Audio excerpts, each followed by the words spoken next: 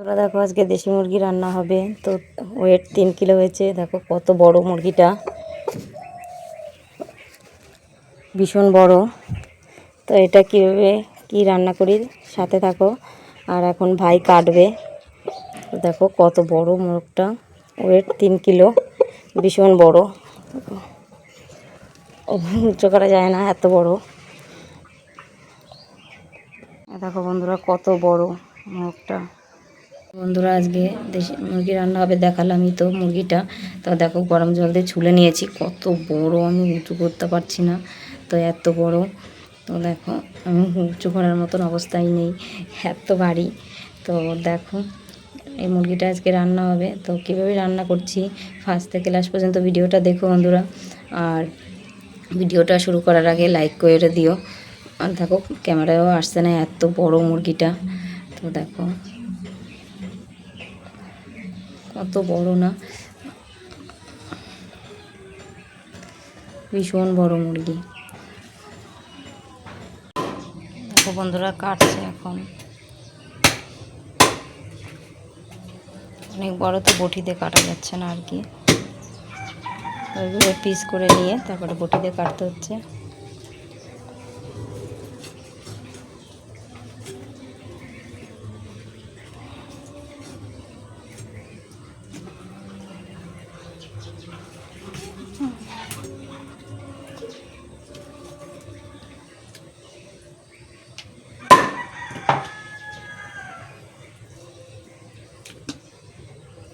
দেখো বন্ধুরা কেটে পরিষ্কার করে তো নিয়ে আসলাম।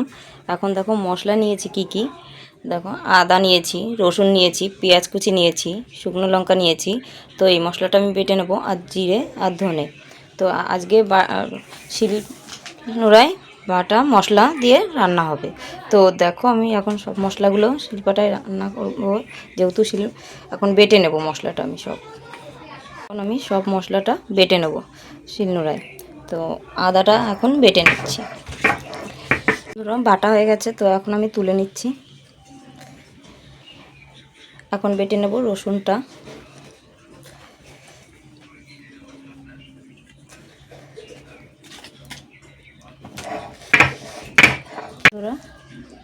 রসুনটা বাটা হয়ে গেছে, তো এখন পেঁয়াজটা বেটে নেব।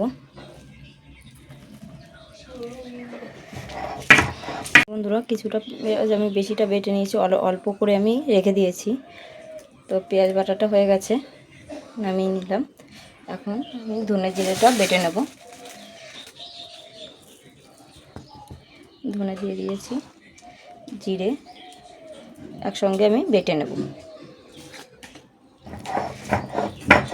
দেখো বন্ধুরা জিরে আর ধনেটা বাটা হয়ে গেছে, তো এখন আমি তুলে নেব। এখন লঙ্কাটা বেটে নেব।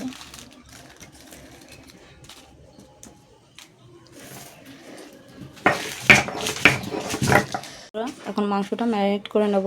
তো সব বাটা মশলাগুলো দিয়ে দেব। জিরে দিয়ে দিলাম, আদা দিয়ে দিলাম, আর দিয়ে দেবো লঙ্কা, দিয়ে দেবো হলুদ, স্বাদ মতন লবণ, তেল দিয়ে এখন সুন্দর করে আমি মাংসটা মেখে নেব মশলা দিয়ে। আর সুন্দর করে মশলাতে মেখে এভাবে একবার খেয়ে দেখো বন্ধুরা, দারুণ লাগে খেতে। তো বাটা মশলা, হাতে বাটা মশলা দিয়ে দেশি মুরগি আর কাঠের চালে রান্না করব আমরা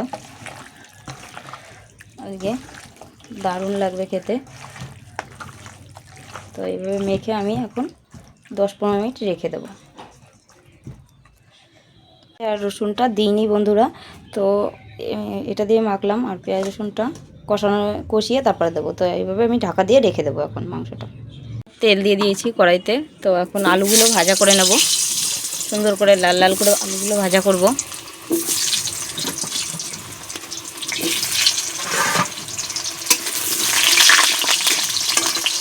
আলুগুলো লাল লাল করে ভাজা করে নেব বন্ধুরা। খুব সুন্দর করে লাল লাল করে আলুগুলো ভাজা করে নিয়েছি।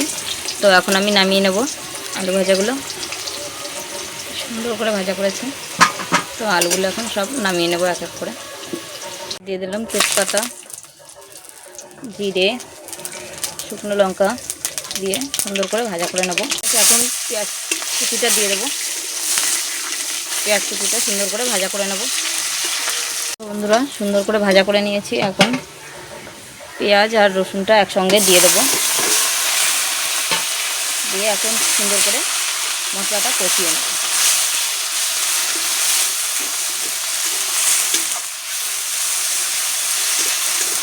সুন্দর করে মশলাটা কষিয়ে নেব।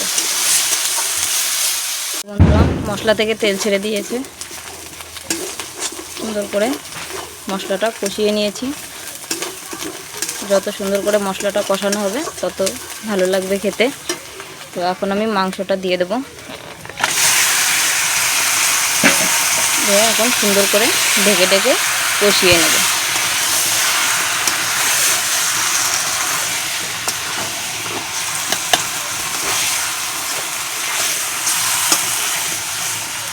সুন্দর করে কষিয়ে নেব ঢেকে ঢেকে। ঢাকা দিয়ে দেবো বন্ধুরা। ঢাকা দিয়ে দিয়ে কষিয়ে নেব। বন্ধুরা কত তেল ছাড়ছে মাংস থেকে। তো মুরগিটা অনেকটা বড়, তো দেখো অনেক তেল ছেড়েছে। তো আর একটু কষানো হবে।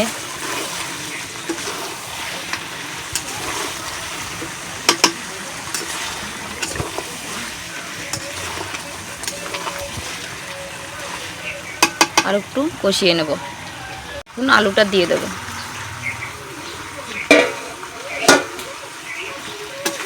নাড়াচাড়া করে নেব।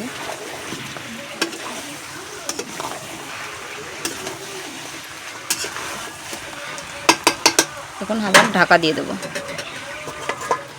দিয়ে আর একটু কষানো হবে। বন্ধুরা ঢাকা নামিয়ে দিয়েছি। তো কষানোটা দেখো কত সুন্দর হয়েছে।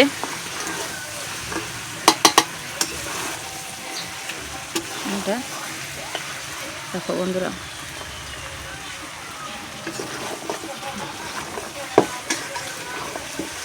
এখন জল দিয়ে দেবো। আর কাঠের জালে বাটা মশলায় রান্না করলে দারুণ লাগে খেতে।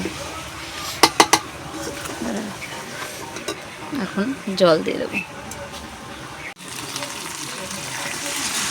জল দিয়ে দিলাম। তো এখন ঝোলটা ফুটতে থাকবে। দেখো বন্ধুরা ঝোলটা ফুটছে। তো এখন আমি গরম মশলাটা বেটে নেব। আর একটু হবে। তো এখন আমি গরম মশলাটা বেটে আনবো। বন্ধুরা গোটা গরম মশলাটা এখন আমি বেটে নেব। আর গোটা গরম মশলা দিলে পরে মাংসটা খুব ভালো লাগে খেতে। তো এখন আমি বেটে নেব। বেটে নিয়েছি। তো এখন আমি তুলে নিচ্ছি। ভাবলাম ভিতরে তুলে নিলাম। এখন গরম মশলাটা দিয়ে নামিয়ে দেবো। তো গরম মশলা দিয়ে দিয়েছি। এখন নামিয়ে দিলাম দেবো। তো তোমাদের কেমন লেগেছে অবশ্যই বলো।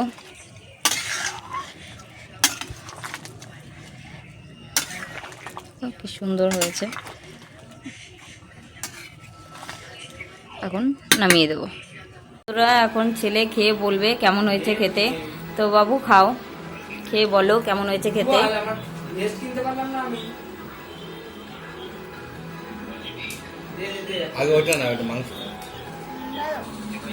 মাংসটা খাও।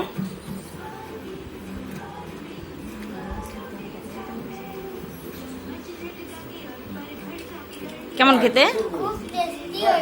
খুব টেস্টি হয়েছে তাই।